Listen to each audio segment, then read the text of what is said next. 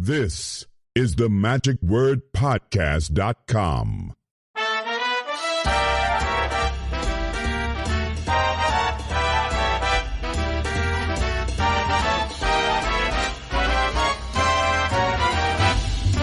Hello, this is Scott Wells for the magicwordpodcast.com. Thanks for coming back to listen to this second part of the episode with Alex Ramon and the conversation we had when we were in South Lake Tahoe. This is really the crux of our conversation, although last week's was very important as far as the information he was giving us on what he was doing online and perhaps some suggestions on how that you too can make more money streaming your magic over video, live video. But this week he goes into his cold shock, which is very exciting, and we'll get into that in just a minute. But another thing that I'm very excited about is a new book that Charlie Randall has released under the H&R Magic Books heading, and that's Nick Tross' Subtle Card Creations, volume number 9. Yes, this is the 9th and final book of the series. There have been 8 others, obviously, that have preceded this being number 9. And we are going to be giving away 6 copies of this book, compliments again of Charlie Randall. He has been so kind to the podcast over the years in giving us some books to give out. He will again be donating 6 books or 6 copies of this book that we are going to give out to the listeners through a random drawing. We'll give you some details on how to enter the contest on the backside of this podcast. But for those of you who may not know who Nick Trost is or much about the set of books that have been published by Charlie, I think it's important that you learn a little bit about that from someone who is a big fan of Nick Trost. So let me make way for my friend Tom Vorchahan to give a testimonial for this book series. Nick Trost was such a just incredible mind for magic, and where some card magicians have a certain move or thing that they like to do, Trost is all over the map. Yes, there's some similar themes, of course. You're going to find 4 aces. It's a 4-ace production of some sort. But Nick goes at it so many different ways. The first 8 volumes, I think, take us up to page 2004. And I got to give Charlie Randall credit for numbering these. So it's not page 192 and page 16 and 8 different books so far. He numbered them sequentially. It's brilliant. So I think this will take us up well past 2,200 pages. My book is in the mail, as they say. Cannot wait to see what's new in volume 9. You know, he has certain themes, transferences and coincidences and prediction effects and tricks with ESP cards, poker demonstrations, gambling demonstrations. It is phenomenal. But, you know, if somebody doesn't have Nick Trost books, you don't have to. You know, it's not like it's additive. Although I will say volume 1 was beautiful. When Trost was alive and put out the first one, the whole back half of the book basically teaches you all of the lingo and other moves. Brawley edition, you know, Mexican turnover, anything like that was covered in a addendum. So I should say they're numbered pages, but it's the back half of the book. So, but other than that, all the books stand on their own. So even if you don't have 1 through 8, 9 would be great. However, I've got to say, if you get number 9, you're going to want 1 through 8. So can't wait. Trost was just brilliant. And Charlie deserves a huge thank you for just continuing the series.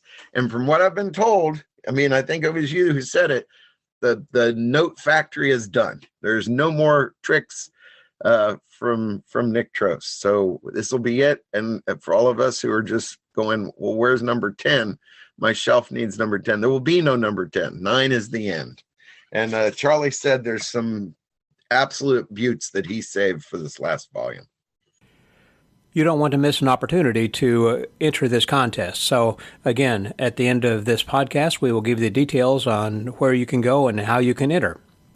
Well, this week we are going to complete our 2-part episode with Alex Ramon. When we were in South Lake Tahoe chatting with him, we were talking about several things. Last week, again, talking about what he was doing during lockdown and the pandemic. And during that time, he was able to not just make turns lemon into lemonade, but into making it VSOP brandy. I mean, he did extremely well with that.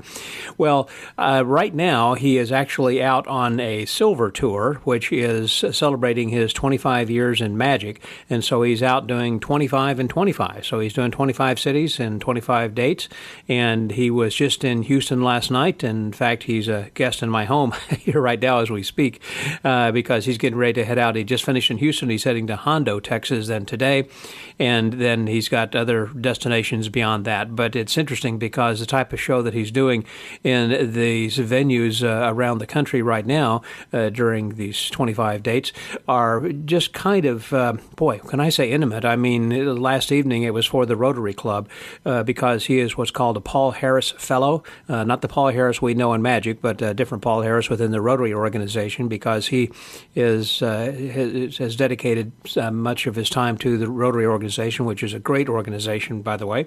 Anyhow, they hosted him last evening in a little restaurant near downtown, and it was about, 30 people or so that were there, very intimate. And so it was a kind of show perhaps that some of us have given at other places as well whenever we're performing a smaller show. And that means that you're not doing big illusions. So he's not rolling in a ton of stuff. He's traveling around the country just with his car packed to the gills, and even with stuff on top. So he's got a lot of merch that he sells then afterwards. He has quite an interesting model, which he is probably going to eventually share with others, that you can learn how that you can do these, not free shows, but they are, some of them are no-cost shows, but still he ends up making money, good money, on all of this tour. And so it's well worth his time and trouble and travel. And but the interesting thing is the show that he is doing is really more about the interaction between him and the people who he's creating as super fans, because everybody just loves him. He's got a wonderful personality, as you can tell from listening to our conversation. He's very animated and very involved and interactive with the things that he's doing. Now, again, of course, it's not the big show as far as big illusions, but he is doing different kinds of things, like even starting with some card manipulations, but then, oh golly, doing a mentalism trick, doing also the Professor's Nightmare and some other things that are very interactive, a lot of fun, and the audience really eats up. So again, this is what he's doing on his silver tour then right now. This week we're going to be talking with him about his cold shock, which was his underwater escape stunt, which is a once-in-a-lifetime thing that he's never going to do again, and for obvious reasons after you hear about this. But after he talks about that, there are other bits he discusses with us that I think are well worth your time in paying attention to, and perhaps jotting some notes, because you might want to follow some of the suggestions that he makes, because they have proven to be quite successful then as well. Well, these stories that he shares were just phenomenal, and something that after he told me the first time before we even got on air to record this, I thought, so we've got to talk about this. This is something that has to be here in cyberspace for all of posterity, for the future, for people to know kind of what you had gone through and what your mindset was, what you were thinking. Well, again, we pick up right now where we left off last week, and if you are just hearing this second part of the episode, after you're finished, you might want to go back and hear the first part then as well. So please welcome my guest this week, Mr. Alex Ramon, here on The Magic Word.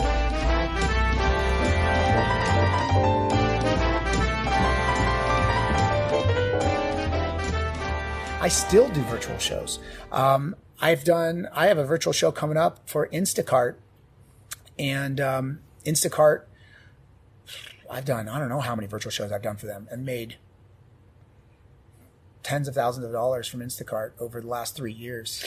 So tell me again, we want to talk about the cold shock. Getting into that. Oh my gosh, yeah. Because that was an end of 2020, yeah. Yes, so you'd already gotten to know how to do this. So pretty successfully. Yeah, so that was because we live streamed Cold Shock. Okay, right. So actually in January of 2020, I was performing at Mystique Dining in Salt Lake City, and it was snowing. And I was just thinking about interesting ways to just kind of level up some things. And I thought, okay, I do an underwater escape. I've been doing it for years. I was like, what if holding your breath underwater was like the least concerning thing of this stunt? Mm-hmm. Right? Like holding your breath underwater, whatever, forget about that. This thing, so I was like, okay, well, spikes are coming down into the water. And like, I'm trying to think of all these things. Some of the sharks or something. Yeah, sharks, piranhas, and like all the things. And then like, it's cold. And I'm just like cold and it's snowing in Salt Lake City and I'm getting out of the truck and it's like ice. And I'm like, oh my gosh, like, what if there's like an ice water escape? Mm-hmm. So I called Jim Steinmeier. I said, hey, Jim, of course, has anybody ever done like an ice water escape? Like not just cold water or in a lake, but actually the premise was we're going to put an ice bath and basically together and you have to do an escape while in that because it's exponentially more difficult. And so that was the idea. And so what ends up happening is he goes, no, I've never heard of that. I've never heard anybody do that. I've seen people do some interesting things with nitrogen and ice, but I thought it was all silly. It didn't make sense. And I was like, this is dumb. But with cold shock, I was like, yeah, we'll just say that the water's super cold and, everything. And my whole thing was I was going to fake it. Yeah, just pretend like it was. I was going to pretend. I was like, well, gimmick the thermometer. Thermometer's going to say it's going to read, 15 degrees colder than it really does. That's easy. We'll get fake ice, easy. So I'll just do an underwater escape and just say it's cold. Yeah. We're going to stream it anyways. Right. TV, you know what I mean? Like, come on. Two-dimensional plane. Yeah. Mm-hmm. Who cares? Well, then when I tried to do that, we ran into problems. And Jim said the first thing goes, well, fake ice doesn't float. It sinks. Mm-hmm. And I was like, what? So like they make the plastic acrylic ice and it just sinks. And you go, oh, great. I can't use that. Dang. So then you start doing an internet search for fake floating ice, fake floating ice. Yeah. And they make it, but it's really expensive. And it's like this rubber kind of ice chunk. And then like it will dissolve very easily. Yes. It looks real. And that's what they use in like commercials, this rubber. Okay. Under the hot lights. Mm-hmm. Yeah. But they don't have to do anything. They're just taking a photo. Right. Where with me, I'm doing something in there. And it needs to make noise. And it needs to make noise because it needs to make noise against the glass of the plexi or the If it's rubber for a photo, for an ad. Rubber doesn't matter. Yeah. So you don't have the sound. So then I went to a movie production house. I forgot what they're called, but they do all these snow special effects for 007, Day After Tomorrow, Pirates of the Caribbean, all the snow things. And they have a whole set design. And I went there and they're like, well, you can get this paraffin wax and then you have to do this and this and this. You have to mold it and whatever. And it really looks good. And it can look like ice all over the thing. And that's cheap. Well, it's cheaper than that rubber stuff. Oh, really? Yeah. Okay. But the problem still remained that now I'm like, I need a set designer. Someone to come in here and we were going to live stream it here in Lake Tahoe. Yeah. And I'm like, okay, well, if the sun's out and then, well, what time are we going to do it? We have to set design, has to do it. And if you see a set designer going over there, making sure everything's good, it's going to look funny. Yeah. And so I was like, oh my gosh. And I just going through it, the money that it was going to take. And I was just like, to get the fake stuff. And so I finally said, you know what? I think I have to do this. And I remember telling Jim, I go, Jim, I'm thinking about cold shock. And I really think I have to do it. Yeah. He goes, you're kidding. I go, no, I'm serious. Like I really think that I have to do it. Yeah. And he goes, no way. I was like, yeah. And so I started training cold exposures. And I use Wim Hof techniques to get used to cold exposure. And Wim Hof is what Navy SEALs probably train and do. I'm not really sure. Wim Hof is a man who has gotten a lot of attention over the years with his breathing exercises and breathing techniques. And he's known as the Iceman. And he basically shows you breathing techniques in which you can sustain cold temperatures easily because it is better for you. There's a lot of physical benefits and health benefits to doing cold exposure. Maybe not every day for some people, but he does it every day, and some people do. But there are benefits to it. It's no different than like saunas are beneficial, right? So I went into all that techniques and started training that way. And what I found was at like any water temperature under 70 degrees is considered dangerous. And what cold shock is actually like the statistics is like 30 to 40% of people who, like, let's say, break through the ice in a lake, and fall in frozen lake. They die because of cold shock. And what cold shock is the shock your body experiences the minute that it hits that cold of water. You inhale, you go, and you take in water, and they drown. They drown via cold shock. Okay. And so, and that's like a significant portion of people that you're like, oh my gosh. So it's a real serious effect that the body goes through, this shock experience. And so that's why we named it cold shock. And so I started with under 70 degrees. I started with about mid 60s training. And I got to tell you, it was so cold. And I'm like, oh my gosh, this is freezing. And I trained for months and months and months for the cold exposure. I would live stream some of my training.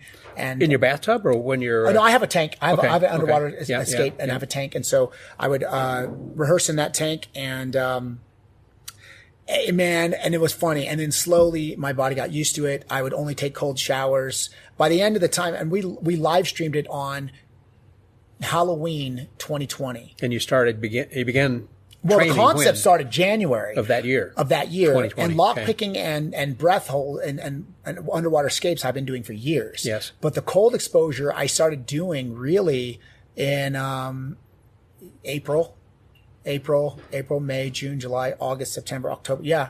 Because maybe May. Probably May, because that was after 35 and 35. Okay. So 35 and 35 was April 1st to May 5th. And then cold shock, I started training cold shock, and I wasn't telling anybody at first. And then as I was retraining, I would tell people, hey, I'm going to do this stunt called cold shock. We're going to stream it on Halloween. And were you streaming some of your rehearsals? Uh-huh.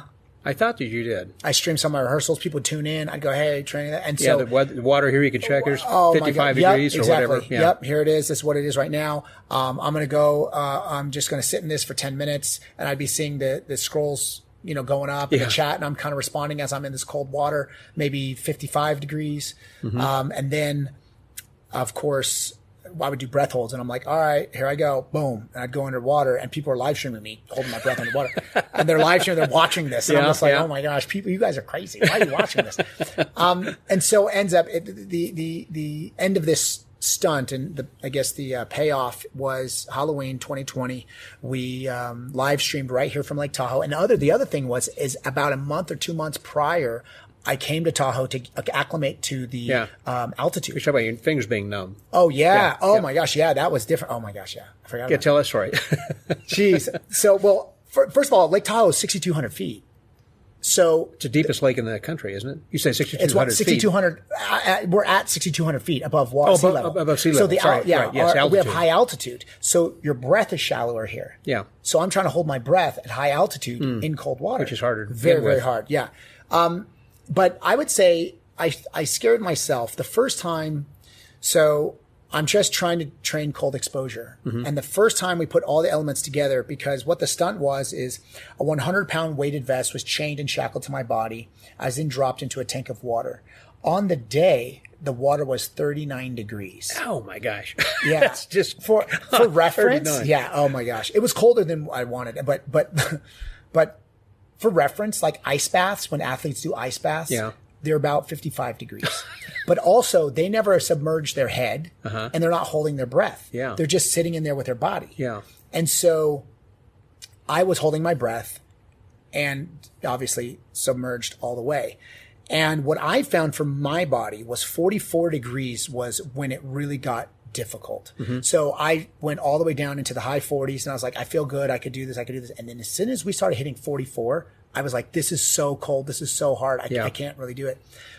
And I just had to keep training. But I remember the time that what kind of scared me. Yeah. It was the first time that we put all of the elements together, meaning that I had the vest on with the weight. I had the locks on. The water was about 44 degrees, 45 degrees. Okay.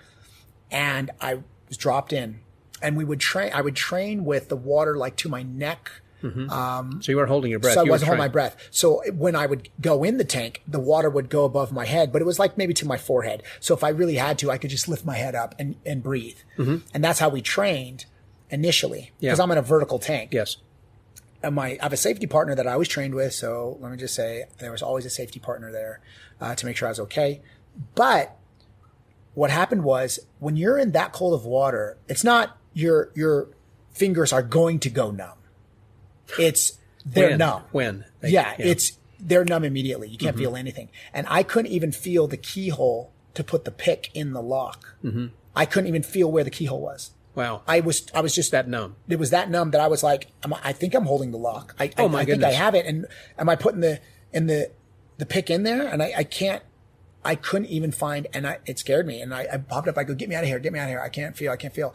And he had to pull me out.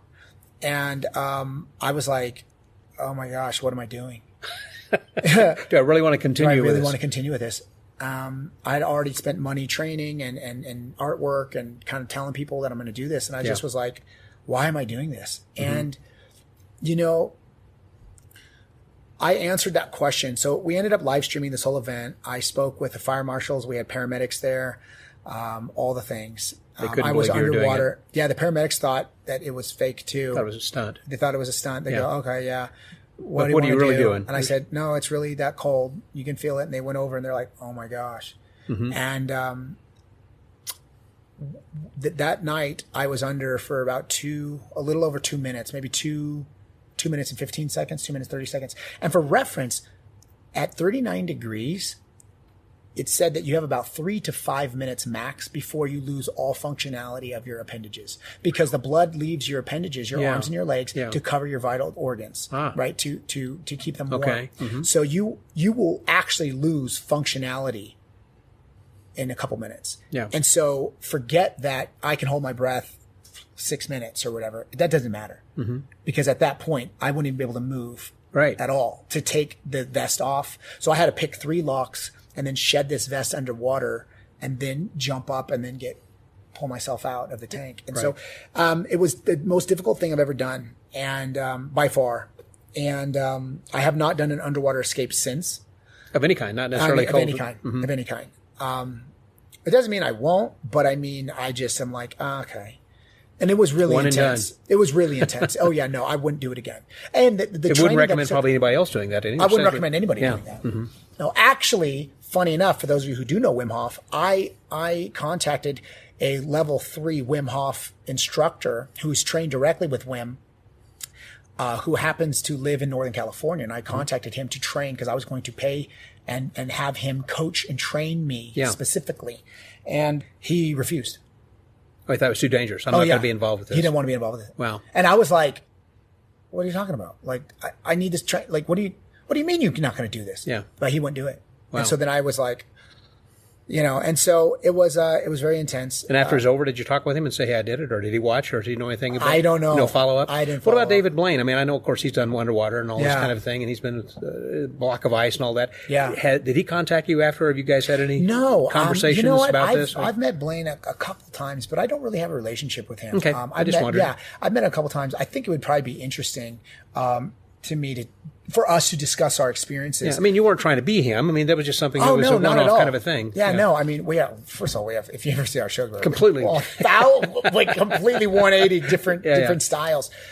But yeah, he did the ice, of course, and then he held his breath. Yeah. There's 2 separate stunts. Yeah. I kind of combined them. And I think that if Blaine knew what I was doing, he would go, why didn't I think of that? Yeah. Well, if anything, maybe not even what I think about, but just going, that's intense. Yeah. I know what you're doing. Yeah. How many people were you live streaming before on that night of? So I don't know, because I actually hired a production crew to do all the live streaming and the cameras. So I was just focused on your own, on that, because, and so the whole stream, I think, was about 40 minutes. We opened with my introduction, and then we had the mayor of Tahoe come and say a few words.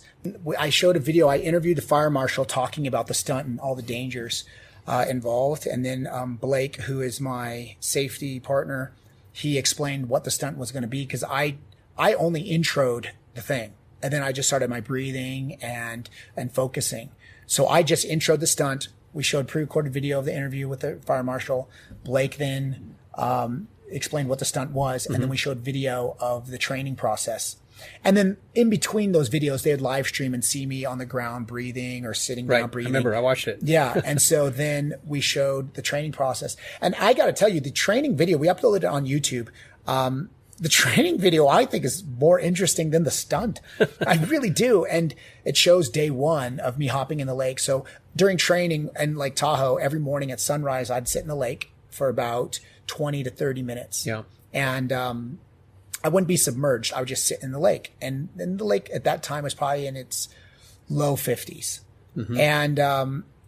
And then I would go on a 5K to warm back up.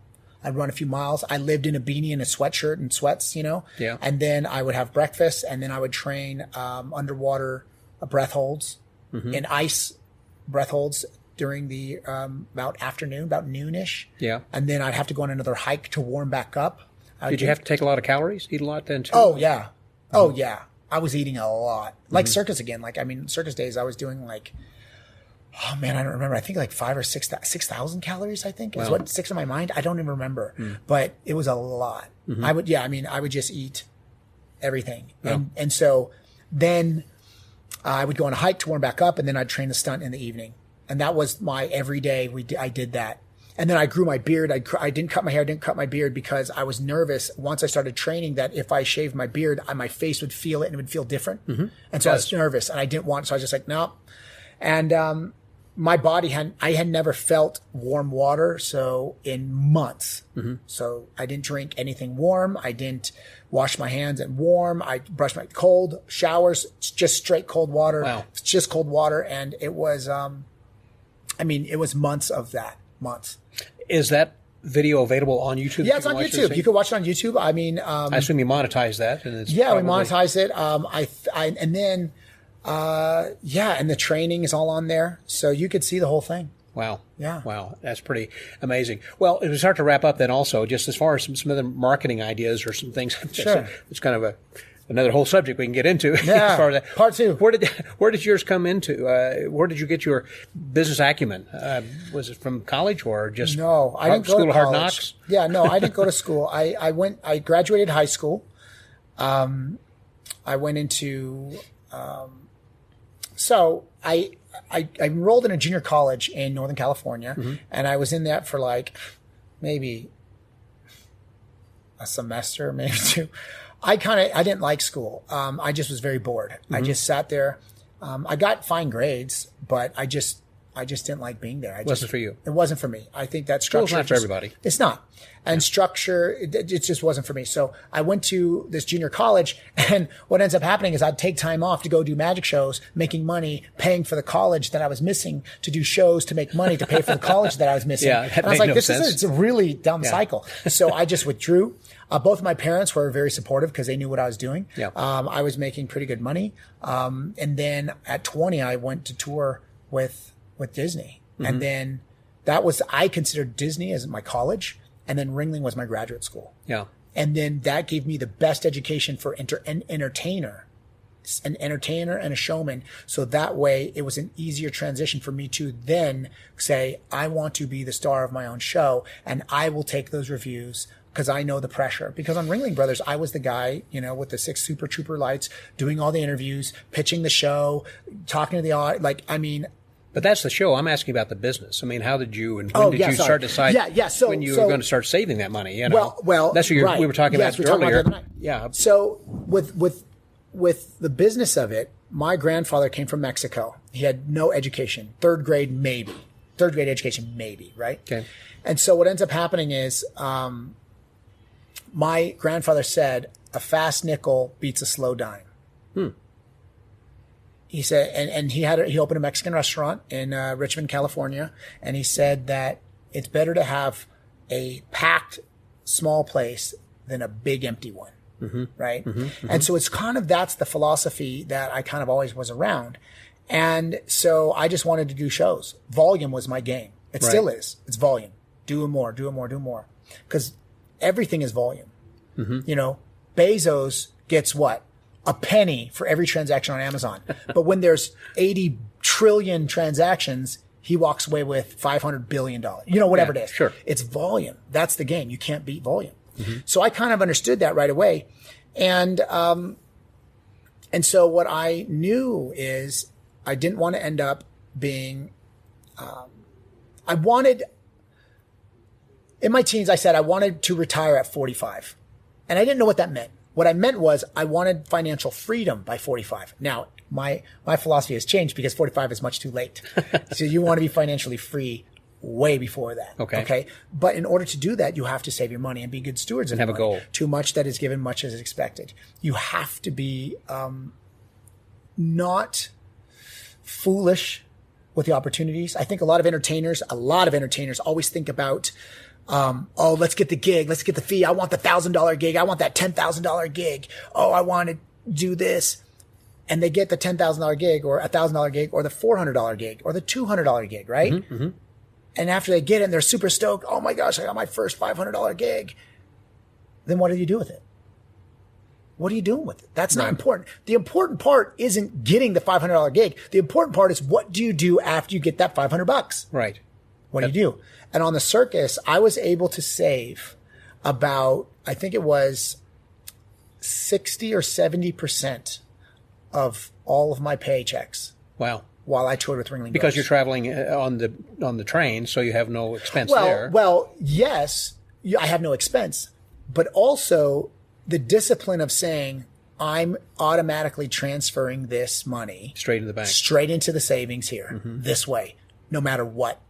Now, could that mean that I could have lived on more? Absolutely. Could I have bought more stuff? Absolutely. Could I have spent more and done this? Right. Sure. But I was married to the circus for those years. And so, I didn't do anything else. I didn't have the time to do anything else. That's actually what's good about being busy and doing a lot of shows is doing a lot of shows means you're going to be making more income and doing a lot of shows means you're too busy to spend the money. That's a good point. So that's where you want to be. Well, there again, like if you're doing cruise ships or something, Sure. you're not buying stuff because you can't put it any place. You're not decorating your cabin. Totally. And the same thing, like on the train, you're not decorating, their cabin in the train either. So, but you are focused on the show, and the business is something that is very important. Yeah. And so what I was able to do was at the end of that tour, have, money saved to then say, hey, I want to produce my own show. And I did. I four-walled a theater. I sold tickets. I took out TV ads, radio ads, newspaper ads. So I had TV commercials. I had, I bought brand new illusions. I had to buy my own microphones. I had to buy my own everything, all these things. And so that was, now I don't think it's wise that every magician or entertainer should go use savings and produce their own show. Yeah. I think that to be very unwise.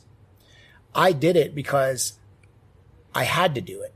It's my DNA. It's like an entrepreneur. Just because you're an entertainer doesn't mean you're an entrepreneur, right? Yeah. A lot of entertainers, I want the regular gig. I want the money coming in. Yeah. I think magicians are a little bit different than other type of entertainers because they are gigging a little bit more than, let's just say, a circus performer or an acrobat or even some singers, jugglers. Yeah, they have to be in shows. Part of a variety. My sister was in Cirque du Soleil, so she was in a running show. So she had a paycheck, she had a salary. Yeah. She never really gigged. I mean, she gigged, but she was always being booked by someone else. Correct, I understand. You get what I'm saying? Yep. And so I always had that entrepreneur spirit. I think that is in my DNA. I still, to this day, go after things and I have no problem, making calculated risks and assessing different opportunities to produce shows and new markets. Well, like you said, you'd four-wall this place where we are right now as well. Yeah, I have a lease on this room and I pay no matter what, no matter if 0 tickets are sold or we sell out. Yeah, you still owe. I still have to pay. That's right. And that when you look at, the amount of lease that I pay on these theaters here, it's a large chunk of money. And merch is a big part of also some income as well. Sure. But you don't push merch the way that I see some guys of doing Well, it. look, you don't have to push merch if people want a part of you. It's people. If people don't, people want to wear the brands of the people they like. Steph Curry's not out there going, "Hey, buy a Steph Curry jersey." Why? Because he's good enough and warrants them to want to buy their gear. Sure. It starts with the product. It starts with what people are getting from you, right? Right. Do they want a part of you? And as I said, as I'm on stage, I know at the end of the show, you were there, people there going, I'll represent this guy. I'm a fan. Yeah. And then they go and they buy my shirts. And I sell my shirts for high price. And my shirts are $50 a piece. I sell hats for $40 a piece. Mm-hmm. Those are that's high numbers. Yeah. And people buy them. And I made a lot of money with it. Yeah. But why? Well, because I'm utilizing my platform and trying to maximize the customer. Mm-hmm. Okay. Mm-hmm. So there's a thing where, customers like what the total worth of one person walking into the door. You talk to Disney, they talk about every single person that walks through the gates of Disneyland is worth X amount of dollars. Right. They know they're going to spend. They know. Mm-hmm. Well, even on average. So every person that walks in the door is worth at Disneyland, I don't know, arbitrary number, $80. Okay. No matter who comes in. Now, some people spend more, $13. or less. Some people spend $500. Right. And so the idea is to get people in here because I know once they see me, one, they're not going to forget about me. Mm-hmm. And two, the chances of them buying merchandise are very, very, very high. Right. And so I've really designed my own gear, my own merch. And you don't have somebody outside that designs your advertising and promotional material? Well, Jay Alexander is one of my closest friends, and Jay Alexander, he's a great guy. Yeah, Jay has he used to live in Houston. Yeah, I know. Yeah. So I mean, I'm going to say right now because these people are vital to my career. Jim Steinmeier, vital to my career. I would not have a career without him and do what I've done. Jay Alexander, same thing. One of my closest friends. I talk to Jay every day. Yeah, I talk to Jim every day. You know, Tony Clark, absolutely. And Steve Daly. Yep. Those guys, those four guys. And I would even say my business partner, Drew Murin. And he worked with me for years. And we still do events together. Yeah. But he was a co-producer on Cold Shock. He was a co-producer on a lot of my cruise ship gigs. He was a co-producer on my show, my run at Harrah's Impossible. Mm-hmm. And so those guys have really, made it possible for me to do what I do. And they've always been supportive and they've been all about it. A few years ago when we did this last episode, I was asking about what your future is going to be holding for you, and things have changed. Obviously they do. I mean, you have a goal, but then also you kind of be able to go with the flow. Yeah. And you have quite successfully then as well, because I mean, who would have known about the pandemic happening? As you said, we're planning for a month and then it goes for over a couple of years. So my question is of what your current plan is as far as your long-term goals here. Sure. And I want you to talk a little bit about the my silver tour? Yes. Yeah. Okay, well, let's do it this way. So 35 and 35 was the virtual shows. I ended up doing 37 and 37 last year in 2022. Which were live shows. Which were live shows in person, 37 shows, 37 days, 37 different cities. And I had the same formula, which was if you want to host me on tour, I said, I'm going on tour. I don't know where I'm going yet because you can host me if you want. Right? Mm-hmm, right. And people text, they hosted. I went all over the country. We had 8 states. And it was incredible. Yeah. And now, so that happened. And now what that's bleeding into is my silver tour. And my silver tour, it's going to be labeled and kind of titled my silver tour for 2023 and probably 2024. And silver is a 25-year anniversary. And this year in 2023, I'll be celebrating doing magic for 25 years. Wow. So, I got my first magic book in Christmas 98.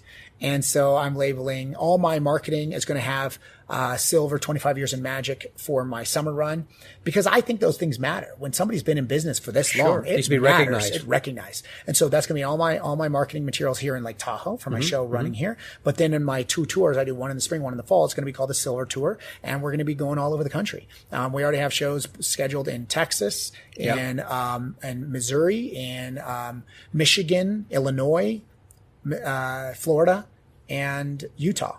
And so, and we'll get, when I announce it, and I'm going to announce it this week, I'll get literally hundreds, if not 1,000 requests for me to go to perform and be a host at their things. And sometimes I perform in people's backyards, sometimes in their driveways, sometimes in their living rooms, sometimes in big fat mansions. Maybe a dozen people, or maybe. Well, there is a structure. Okay. So there are requirements. So when people text you, then they will actually, you'll get back with them and do a call. And so there's a vetting process. Yes. Yeah, there's absolutely a vetting process. So the thousands of people are going to be whittle down to just a few, obviously, that you think, sure. Yeah. So, but all those people still will watch and follow the tour and the socials and all the things. So I would say that that's the Silver Tour. And I have a structure and a formula for that. A lot of magicians have asked me about it. I may release the formula because I actually think that it's a very wise formula to have, and everybody could do it within their markets. Again, having 100 super fans is better than 1,000 fans. Yeah. And you can make money off of those super fans and have a great career, a successful career servicing the super fans. And so with that being said, that's kind of something that's on the horizon. I have an open-ended residency here at Harvey's in Lake Tahoe, so I'll stay here. I'm also expanding into a full-on retail business that is servicing the show, the merchandise that I sell here, but it's more controlled. It's not retail per se, actually, but it services that industry. And I'd say the ultimate goal is this. I am going to build what's essentially is a destination venue that I'll put my own venue on. I want a ranch with a lot of land. We're going to have a venue that will be utilized for theater and shows and movie nights. On the property, we'll also have ATVs. You'll be able to ATV. I think that we'll put tiny homes around a certain area. So that way people can make it either it's a wedding destination. It could be a corporate retreat. It could be for, team building. It could be all these things. And, what I know how to do and what I do best is I know how to maximize the customer experience. Right. So when people come to my show, okay, they'll see a good magic show. When they come to my show, they're going to leave saying that was great. Right. And so I'm maximizing the potential of each customer financially. So that's the model, how to fund it. But also it's not just selfish. It's serving them. Yeah. And what I'm using is I'm using my ability to connect with people during my show as a trust mechanism. So now they know that my product is trustworthy. All my reviews are 5 stars. All of them. All of them. Wow.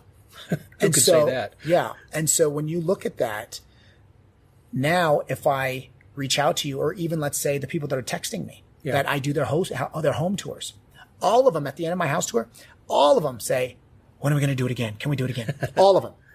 So what do? I utilize that to say, hey, I'm building a venue. You need to come vacation here. And they'll do that. And they will go, I'm in. And that's going to be the ultimate goal. There's going to be a lot more things going on with it. Cool. But the idea is it's going to be is it short term, long term, 5, 10, 20 years? This is going to be, it's going to be a couple years. I have a few things that I need to do to structure it to make sure it happens because I don't want it to be, I want it to be good quality, obviously. In the right place. In the right place. It will be near here in Tahoe because then we can service the tourists here too. And, as you said, like coming out here is kind of being Mr. Tahoe. I've been here over a decade, or about a decade, I should say. And, the next moves that I'm going to be making here in Tahoe are with that in mind, where this is a destination for people to go on vacation and have great experiences. And I'm going to be something else there. Yeah. And I think the thousands of people that circulate and come see me throughout the year here, we're going to maximize and say, hey, look, this can be a new experience in Tahoe. Well, whenever we had talked last for the podcast, we talked about the very beginning of this was 9 years ago. So 9 years from now, when we get back together again, we'll do it from the venue. From the new venue. Yeah, exactly right. Yeah. Well, as we do close, so the name of the podcast, as you know, is called The Magic Word. So I always like to know, what is your philosophy of life? And you talk about several things that are important to you, but what is it that you live by every day that's important to you? The number one thing that defines, I think, my spirit is gratitude.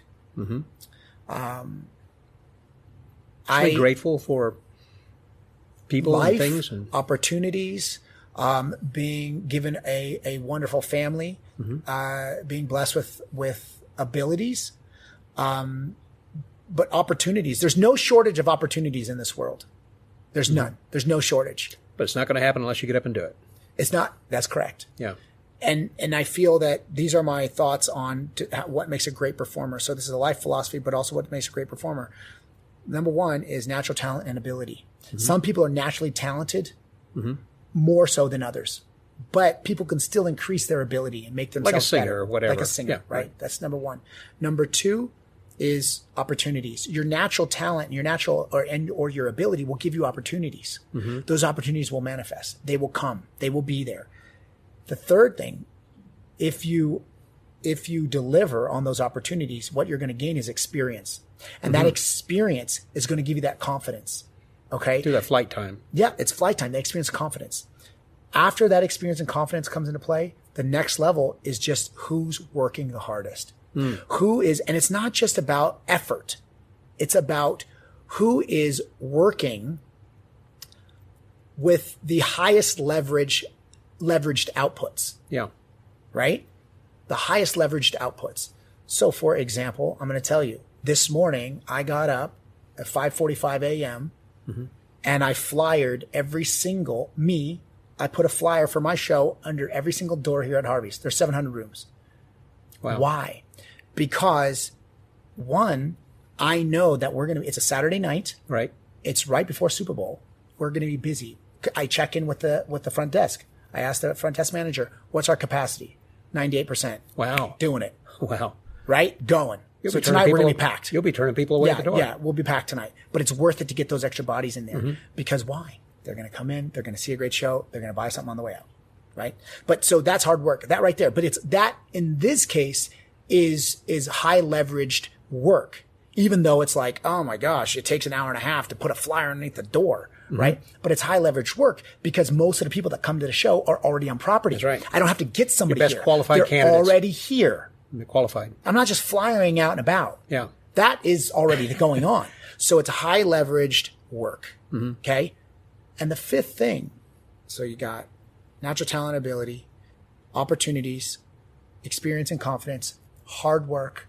And the fifth one that sums it all up, which I believe is the most important one, is the gratitude. I'm grateful that I can get up and put a flyer under people's doors. Some people can't. Well, And I don't see any other way to go through life. I don't understand how you can. I don't understand how people can go through life without a sense of gratitude. And it doesn't mean it's not easy. And I'm not an optimistic person. I'm not this, oh man, everything's great. I'm so happy and everything's fantastic. There's no problems in the world. No, there are real problems in the world. And there's a lot of people that don't have maybe a loving family or supportive, or never heard people encouraging them to continue to do something that they're into, or they're embarrassed, or they don't have the ability physically to do something, right? And that's hard. But I'm a pragmatist. It's pragmatic.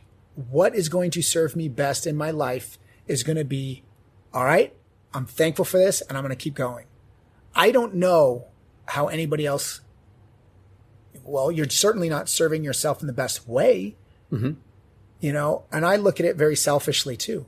It's funny because, you know, my father years ago, I flew him out to Singapore when I was on tour in Singapore. I said, Dad, I'm going to pay for your flights. I'm going to bring you out here. Yeah. I want to hang out with you. And my dad's like, oh my gosh, he had never been there before. He'd been in Asia. He's not been in Asia before. And he was like, thank you so much, son. You know, like you brought me out here. This is amazing. And I said, yeah, I didn't do this for you. It's actually selfish. I brought you out here for me because one day you're not going to be here, but I'll be able to remember that. Yeah. Wow. I think that's huge. And I think that the other philosophy that I live by, and it kind of sums up what I said when people ask me about cold shock, say, why did you do cold shock? Or the philosophy in life of gratitude is the same sentiment. The greatest thing that I'm going to do in my life, I haven't even done yet. And if you think that way and you wake up every day with that mentality, how can you not be excited About it's going to come. about anything? Yeah. It's coming. But I have to be prepared. And I know it's going to come. And I don't know, maybe not even sure what it is. Right. But when it does, I'll be ready. You'll be ready. Right. Alex, thanks very much. Wow, this has been. I haven't had a lot to say because you said everything. I'm Oh, my very goodness. blessed to be long-winded. Or we both. But thank you very much. That was just great and good suggestions. And wow, good catching up. It was so great to see you. I'm so happy you texted me. And for anyone who's listening to this, if you're ever in Lake Tahoe, message me, or if you want to find me on the socials. Again, we're relaunching our socials. I'm dropping reels and YouTube shorts every day. What is your Insta and your Facebook? Instagram, Alex Ramon. Facebook, Alex Ramon. You'll find me on YouTube, Alex Ramon. I think it's Magic by Alex or Alex Ramon Magic. You'll find me. But I'm dropping YouTube shorts. I'm talking about how I got the gig with performing at the halftime show for the Warriors. I talk about working with Taylor Swift and Logan Paul. I talk about stories about my grandfather coming from Mexico and his business sense. I talk about relationships with parents to children, how to connect with people. So it's a really nice channel about just my philosophies on life. And if you think that you can get anything out of it, I think that you should tune in. And I'd love to connect with people there because I've always been focused on the live show. Yep. And this is what I do. This is innate with me. I live this every day. And now I think that I can serve more people, because what I would love to do is I'd love people to reach their greatest potential in life. And if that is coming from words of encouragement from a magician, I'll take it all day. Yeah. Looking forward to reading your book someday too, that you've talked about. Oh yeah. I have two. Whole nother thing. I know. All right. We'll do Alex, it. Thanks again. Thank you. So for the Magic Word Podcast, that was Alex Ramon. This is Scotty out.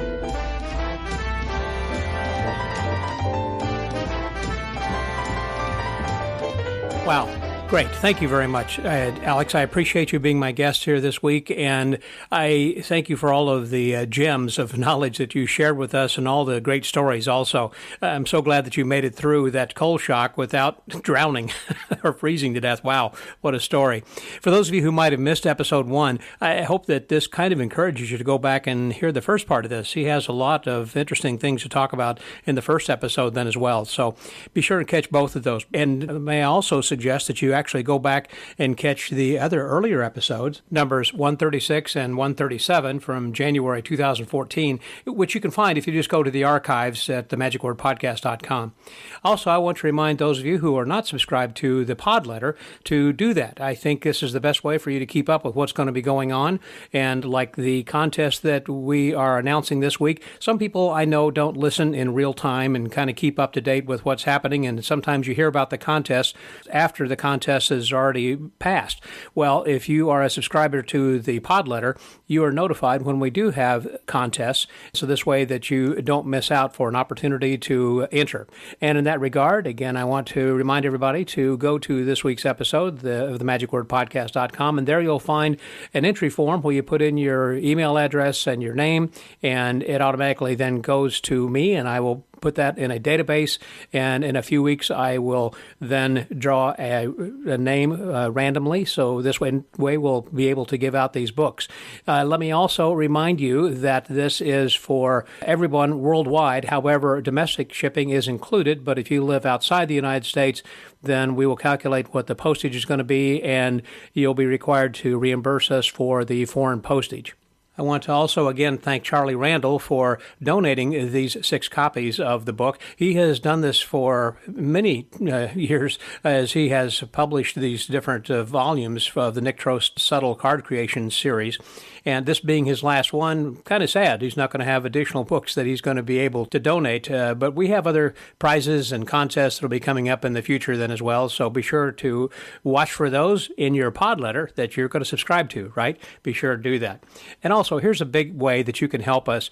Not only, of course, as I often appeal to you to give us a donation through your pledges and or donations, but also if you can go to wherever you listen to your podcast and give us a 5-star rating with a nice comment. I was just looking on iTunes recently, and we've not had any updates or any comments that have been posted since late in 2022. And here we are, into the second quarter of 23, and I guess we haven't had any new ones. So you could be the next one. If you could figure out how to give a nice comment and 5 stars to this podcast on iTunes, that'd be great. Or again, whatever podcast platform you listen to, I'm sure there is a way that you can leave your comments and 5-star reviews. And that helps this podcast to grow. We sincerely appreciate that a lot.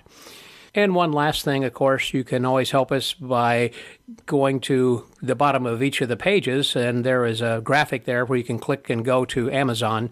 And by clicking on that, it takes you to your Amazon account, and anything that you buy on Amazon, we get a little bit of help back from them because we are part of their affiliate program, and that helps us in a financial way then as well. Not as much because it's just a few pennies here and there, but, over time, $10 here and $10 there, it mounts up and pays for a cup of coffee.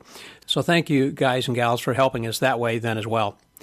Well, we are drawing ever nearer to number 750 episode, and that's going to be an epic episode. I've already got that in the can, and it's going to be coming, and I know that you're going to enjoy it, and it will have a lot of downloads listening to this guest who we've got coming up. And in that regard, I want to mention that's going to be released on April the 20th of 2023. But I'm going to be traveling on that day to the Senior Tour, which is a convention in St. Louis, and it's going to be a 3-day convention on the 20th, 21st, and 22nd. And so when I get there on Thursday, there's going to have a few activities that evening, and then a full day on Thursday, or rather Friday and Saturday. So I will be posting the episode number 750 on the 20th, but then the next day on the 21st, sometime later that night, or perhaps the next morning on Sunday or Saturday, whenever it is, I'm going to release an episode of a report from the Senior Tour convention on days 1 and 2 from the convention floor, as we normally do with our convention reports. I hope that you guys like the convention reports and get a lot out of that. I know not everybody can be to all the conventions. I can't either, although I try to make as many as I can. Thanks again to the Friends of the Magic Word who help financially support us, and so that helps offset some of my expenses in attending these conventions. But I also like to give an update on what's happening. So even if you are in attendance, you'll go back and be able to listen to these episodes and perhaps hear some conversations with people that you never got around to talking to, or some of the dealers or organizers, and learning a little bit more about the convention that you had just attended. And of course, if you haven't attended these conventions, it gives you some background, and also in the archives, it will, I think, last for all of history. So in the future, people know who was there, who had performed, what they did, a little bit about their show, etc. So that's in part what this podcast then does as well. So I want to thank you very much for tuning in to those daily reports, and I hope that you continue to listen to that, and also to the weekly ones that we post that are a little bit more in depth with my different guests I have from week to week. So thank you very much again for tuning in and listening. And the last thing I want to mention is actually a shout out or a big thank you to John Midgley. John had recently done an amazing drawing of me. He has done these with many other people in the past, like, Di Vernon and Mark D'Souza, and I don't know who all else. He's just done several that are just all amazing and all individual in every little way. And if you go to themagicwordpodcast.com, I'm going to post that picture that he had created for me, and it's a great likeness, a great drawing, and John, I thank you very much. Well, I think it's a good time to wrap up and get ready to head out, because it's going to be coming up here for the Easter weekend, and I'm going to be visiting with my son, one of my sons, and twin granddaughters, so that's going to be some fun. Hope you guys have a wonderful holiday weekend coming up then as well. And so, until next week, stay well, get booked, and remember to always be grateful, and the greatest thing in your life probably hasn't happened yet. This is Scotty out.